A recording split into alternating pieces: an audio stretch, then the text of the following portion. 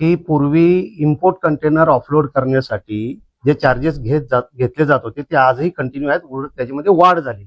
परंतु 1-1.5 वर्षापासून आता यांनी एमटी डेपोजनी एक्सपोर्ट कंटेनर जे पिकअप केले जातात त्या पिकअप साठी सुद्धा यांनी लो चार्जेस आम्हाला चालू केलेले आहेत आणि ट्रान्सपोर्टर भरतात आहे. एक्सपोर्टला पूर्वी हे चार्जेस नव्हते, परंतु त्यांनी चालू केलं 590 पासून ते आता हे 1100 1100 केले. आता हे चार्जेस ट्रान्सपोर्टर का भरेल? कारण आमचं कुठलंही कॉन्ट्रॅक्ट किंवा आमचे कस्टमर एमटी डेपोज नाहीत.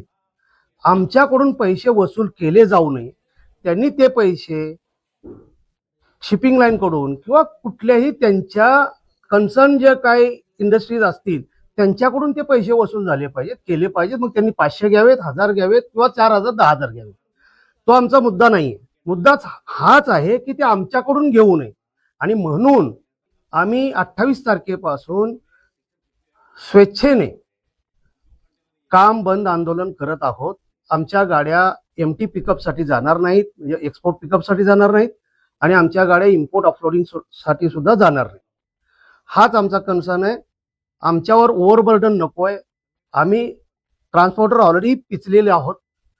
डिझेल वाढ असो, मेंटेनन्स कॉस्ट असो, गाड्यांची कॉस्ट असो, फ्रेट आमचा जो रेट आहे ट्रान्सपोर्टेशनचा त्याच्यामध्ये असो, त्याच्यामध्येच कितीतरी ट्रान्सपोर्टर, म्हणजे उदाहरणार्थ माझ्याकडे 180 मेंबर होते, आज फक्त 79 मेंबर्स राहिलेत, बाकीचे सगळे बंद झाले याच कारणामुळे.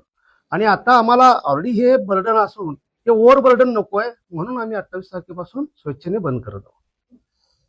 माझ्या चॅनलला सबस्क्राईब करा आणि बेल आयकॉन दाबा, जेणेकरून तुम्हाला माझे नवीन व्हिडिओ मिळतील.